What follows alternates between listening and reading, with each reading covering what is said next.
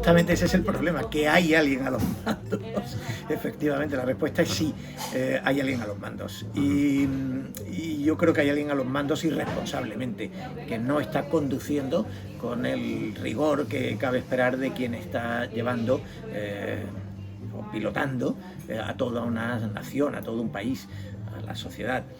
Yo creo que Pedro Sánchez, el problema es que está vigilando mucho lo que sucede alrededor, los espejos retrovisores, está vigilando mucho en la parte derecha la tensión que le provoca desde las encuestas, sentir que el Partido Popular puede estar superando al Partido Socialista en intención de voto y que además hay una mayoría de derechas amenazante, que la suma de partidos de derecha alcanza los 175 escaños, y está vigilando lo que sucede a la izquierda porque Yolanda Díaz está haciendo una plataforma que puede renovar el discurso, la estrategia gastada que ha tenido Podemos. Pedro Sánchez vigila derecha y izquierda y es un líder que en todo momento, bueno, pues yo creo que se ha sentido cómodo a los mandos de un descapotable. Él ha ocupado el poder de un modo muy consciente de su visibilidad, de resultar atractivo. Es el galán del descapotable que sabe que va a resultar atractivo. En una pandemia, en una crisis económica como la que provoca la pandemia y en una crisis sistémica como la que ha traído el coronavirus, yo creo que no era el momento de un descapotable y de un lucimiento siempre en clave propagandística, sino que era el momento de un conductor muy fiable a los mandos de un vehículo que no resultara atractivo, sino que fuera todoterreno, a prueba de las dificultades. Sí, el nacionalismo es la gran amenaza que hay en España. Es decir, nos quieren convencer de que la gran amenaza es Vox, es la extrema derecha, y no. La gran amenaza es el nacionalismo o el nacionalpopulismo.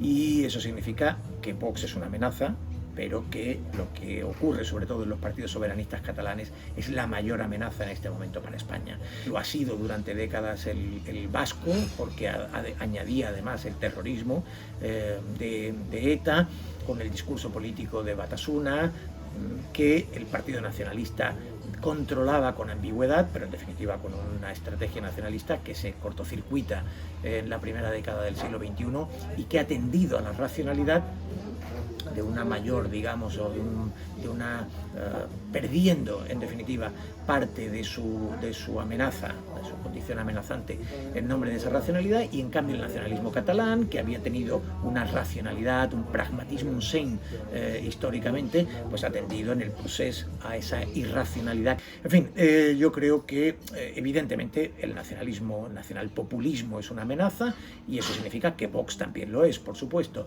pero yo tengo la percepción de que Vox, cuando llegue al poder, le ocurrirá exactamente como a Podemos.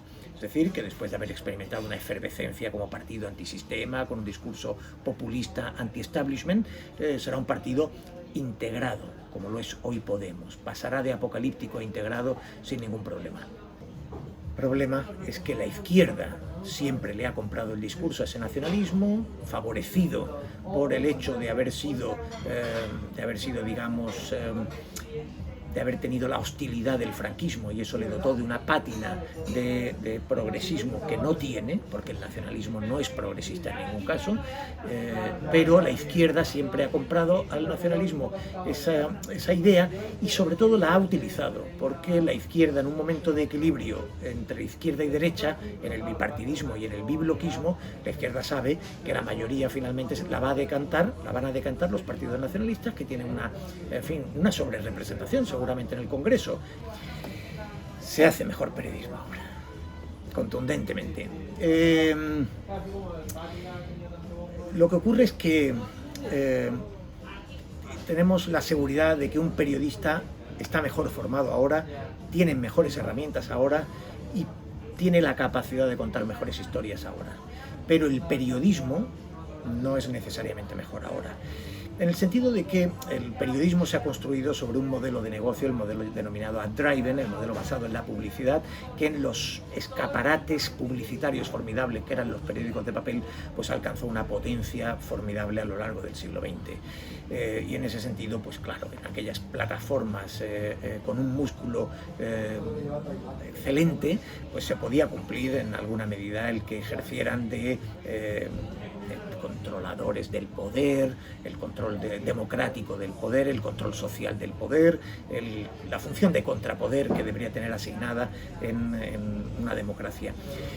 Pero en algún momento eso empezó a dejar de funcionar. El gran problema fue que fue tan brutal el éxito del modelo de negocio del periódico de papel que al final se convirtieron en negocios. Es decir, hay algunos teóricos que han hablado de la codicia de los editores, ¿no? Cómo terminaron protegiendo los periódicos como esas maquinarias formidables y olvidaron en alguna medida el periodismo. Bueno, no es desde luego Internet lo que mata al periódico de papel, es esa decadencia que ya tenían, que ya empezaban a arrastrar. En cualquier caso, Internet lo que sí liquida es el modelo de negocio. ¿Y hoy qué tenemos? Pues tenemos un mapa periodísticamente mucho más interesante porque es más plural, es diverso, tiene registros críticos mucho más ricos. El problema es que no tiene modelo de negocio y, por tanto, pues hasta que este no se recupere, el periodismo le faltará músculo. El problema es que cuando el modelo de negocio falla, cuando la independencia económica es débil, cuando la seguridad laboral del periodista no es sólida, el periodista al final termina actuando bajo el instinto de protección de su puesto de trabajo.